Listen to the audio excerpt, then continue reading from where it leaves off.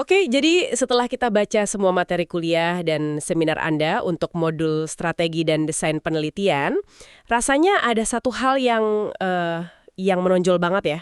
Apa itu?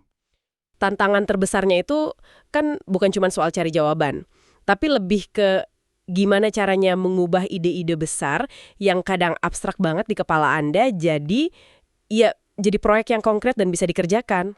Tepat, itu masalah klasik. Apalagi kan ada batasan kata, 8.000 sampai 10.000 kata, dan waktunya cuma sekitar 7 bulan. Itu tantangan nyata. Tepat sekali. Dan di materi Anda bahkan ada kutipan dari sosiolog Pierre Bourdieu. Dia bilang, kalau seni tertinggi dalam ilmu sosial itu ya kemampuan mengangkat pertaruhan teoretis yang tinggi. Lewat objek penelitian yang kelihatannya sangat spesifik dan biasa saja. Saya suka banget kutipan itu. Nah, iya kan? Jadi, tujuan kita hari ini simpel saja. Kita mau coba bedah bareng prinsip-prinsip paling penting soal analisis data, supaya Anda bisa lebih pede mengubah ide besar itu jadi sesuatu yang, ya, tajam dan bisa diteliti. Oke, mari kita mulai dari jebakan paling umum yang disebut di catatan Anda. Banyak banget yang mengira pertanyaan penelitian itu ya sama aja dengan pertanyaan wawancara. Iya, itu kesalahan yang sangat umum. Padahal materi Anda mengutip Karen Scholar menekankan dengan huruf kapital. Pertanyaan penelitian Anda berbeda dengan pertanyaan wawancara atau pertanyaan analisis Anda. Kenapa sih penting banget memisahkan ini dari awal? Karena kan peran Anda sebagai peneliti itu sebetulnya. Anda itu penerjemah. Penerjemah? Maksudnya gimana tuh? Anda berdiri di antara dua dunia. Satu, dunia akademis yang penuh konsep dan teori rumit. Satu lagi, dunia partisipan Anda dengan pengalaman nyata mereka. Nah, proses penerjemahan ini ada katakanlah 3 langkah. Oke, apa aja itu? Pertama, pertanyaan penelitian Anda yang besar itu Anda pecah-pecah dulu. Jadi potongan-potongan kecil yang lebih gampang dikelola. Baru dari situ, Anda buat pertanyaan wawancara yang secara teoritis nyambung. Oke, jadi pertanyaan wawancara itu semacam alat untuk... Untuk menambang data, betul. Data yang relevan dengan pertanyaan kita yang lebih besar itu. Paham?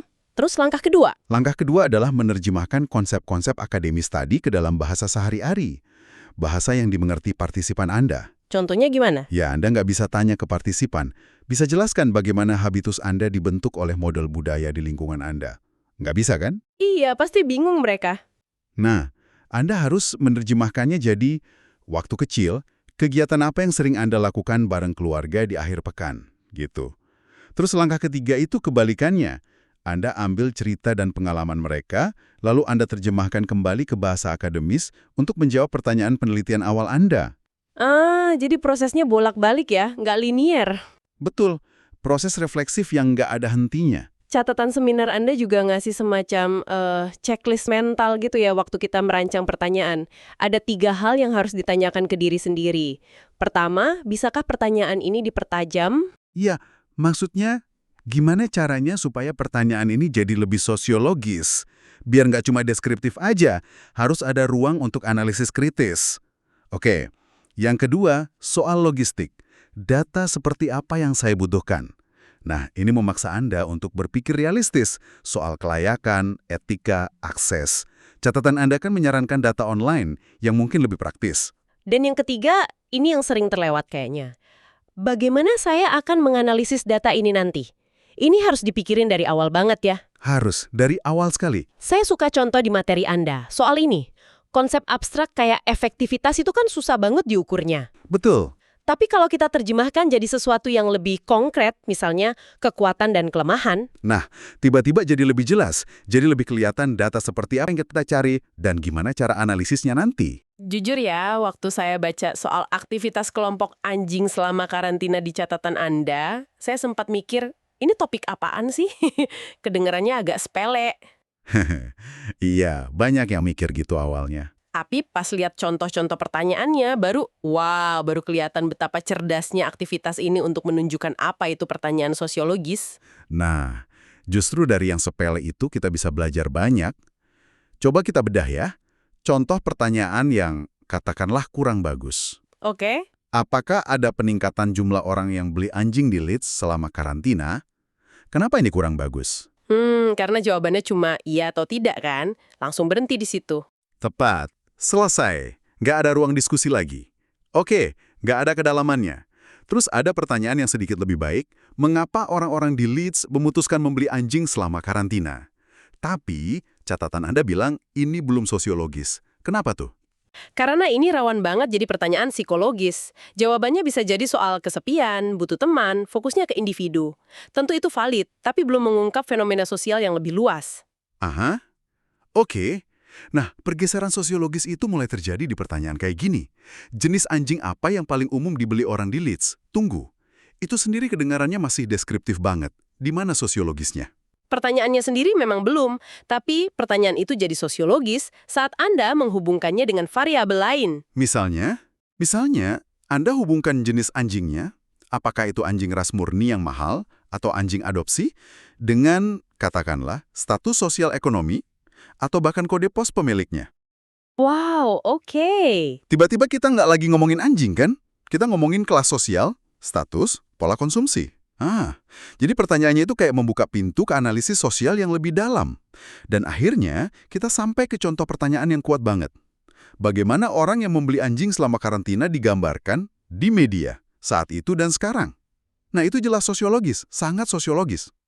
Kenapa? Karena fokusnya bukan lagi pada individu, tapi pada representasi sosial, wacana publik, dan gimana masyarakat membingkai sebuah fenomena. Plus, datanya, artikel media, relatif mudah diakses. Balik lagi ke soal kelayakan tadi.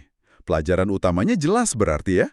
Tujuan Anda itu bukan sekedar ngumpulin fakta, tapi mengungkap cara kerja masyarakat. Persis.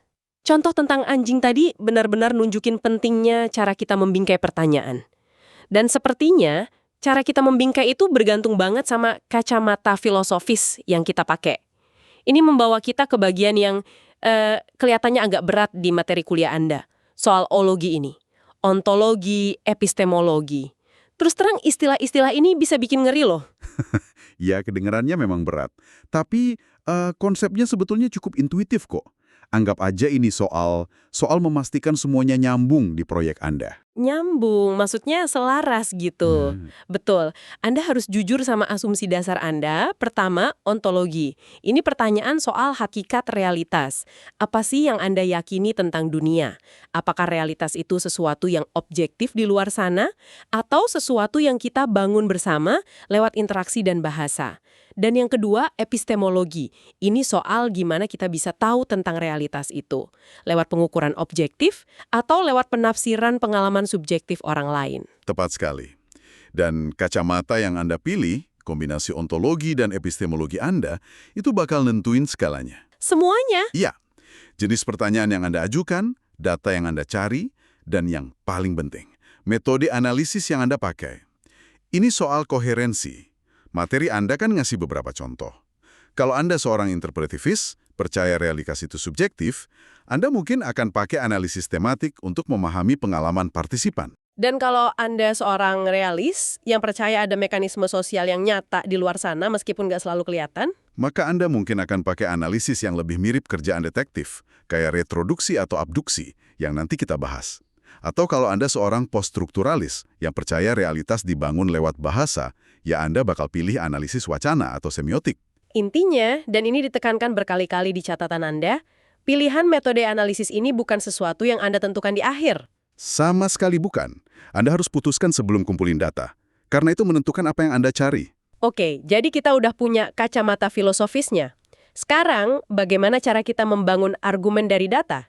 Ini yang di catatan Anda disebut logika penyelidikan, kan? Semacam peta jalan argumen kita. Betul, dan ada 3 peta jalan utama. Yang pertama deduktif, atau pendekatan atas ke bawah. Ini seperti detektif yang udah punya tersangka di kantongnya. Persis, analogi yang pas. Anda mulai dengan teori besar, merumuskan hipotesis spesifik, terus kumpulin data cuma buat ngetes hipotesis itu. Contoh klasiknya dari materi Anda ya, studi Dole dan Hill tahun 50-an soal merokok dan kanker paru-paru. Mereka punya teori, lalu mereka cari data untuk membuktikannya. Iya, kebalikannya adalah induktif, pendekatan bawah ke atas. Ini lebih kayak penjelajah di wilayah baru. Oke. Anda mulai dengan pertanyaan yang sangat terbuka, Masuk ke lapangan, kumpulin data sebanyak-banyaknya, dan biarkan teori atau polanya muncul dari data itu sendiri. Contohnya studi Glaser dan Strauss tentang kesadaran akan kematian. Mereka kan 6 tahun di rumah sakit, bukan buat ngetes teori, tapi buat bangun teori baru dari nol. Jadilah grounded theory. Dan yang ketiga yang disebut abduksi atau retroduksi, yang dideskripsikan sebagai jalan zigzag. Ini yang paling menarik buat saya, karena kedengarannya paling jujur. Sejujurnya, ini yang paling sering terjadi di dunia nyata. Penelitian itu jarang lurus kayak jalan tol. Prosesnya lebih mirip jalan kecil di gunung yang berkelok-kelok. Gimana tuh maksudnya? Anda mulai dengan sebuah ide awal. Anda uji dengan data. Terus Anda sadar, wah, ide saya kurang pas. Anda perbaiki idenya. Mungkin Anda butuh data tambahan buat nguji ide baru itu. Dan siklusnya berulang terus. Jadi kekacauan itu bukan tanda kegagalan ya? Justru disitulah penemuan sering terjadi. Kita kan nggak pernah datang ke penelitian sebagai lembaran kosong. Selalu ada dialog antara apa yang kita pikirkan dan apa yang kita temukan di lapangan. Baiklah, setelah membahas filsafat dan logika, mari kita balik lagi ke hal-hal yang sangat praktis. Materi Anda menggarisbawahi beberapa prinsip yang fungsinya kayak daftar periksa buat peneliti. Yang pertama adalah refleksivitas. Refleksivitas ini, pada dasarnya adalah kesadaran diri. Menyadari bahwa Anda, sebagai peneliti, itu bukan robot yang netral. Maksudnya? Usia, jenis kelamin, latar belakang, pengalaman kerja Anda, semua itu adalah bagian dari alat penelitian Anda. Itu akan mempengaruhi cara Anda bertanya dan cara Anda menafsirkan jawaban. Jadi tujuannya bukan menghilangkan subjektivitas. Bukan, itu mustahil. Tujuannya adalah untuk memahami subjektivitas itu dan bersikap transparan tentangnya. Oke, soal refleksivitas ini masuk akal. Kita harus sadar soal bias kita sendiri. Tapi ini jadi pertanyaan baru buat saya. Silakan. Kalau kita udah ngaku nggak bisa 100% objektif, gimana dong cara kita meyakinkan orang lain, misalnya penguji Anda nanti, kalau temuan kita ini valid, bukan cuma opini pribadi? Nah, disinilah konsep kepercayaan atau trustworthiness dari catatan Anda jadi penting banget ya. Tepat sekali. Itu pertanyaan krusial. Dan materi Anda ngasih beberapa cara praktis buat membangun kepercayaan itu. Yang paling dasar, sajikan kutipan langsung dari data Anda. Biarkan pembaca melihat buktinya sendiri. Oke, tunjukkan, jangan cuma ceritakan. Betul. Cara lain, jelaskan metode Anda dengan sangat rinci, jadi orang lain bisa mengikuti alur berpikir Anda.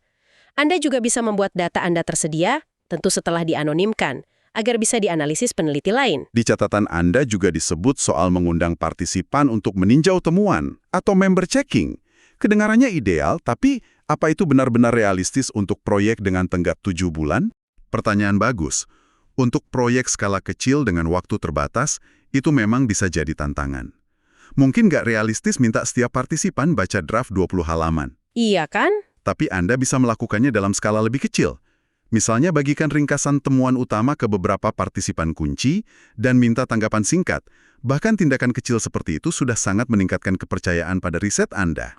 Jadi nggak harus semuanya ya? Itu lebih masuk akal. Iya, itu menunjukkan Anda menghargai perspektif mereka dan serius dalam merepresentasikan pengalaman mereka secara akurat. Poin yang bagus. Dan prinsip praktis terakhir adalah transparansi. Apa bedanya dengan kepercayaan? Kalau kepercayaan itu soal validitas temuan Anda, transparansi itu soal proses bagaimana Anda sampai ke sana.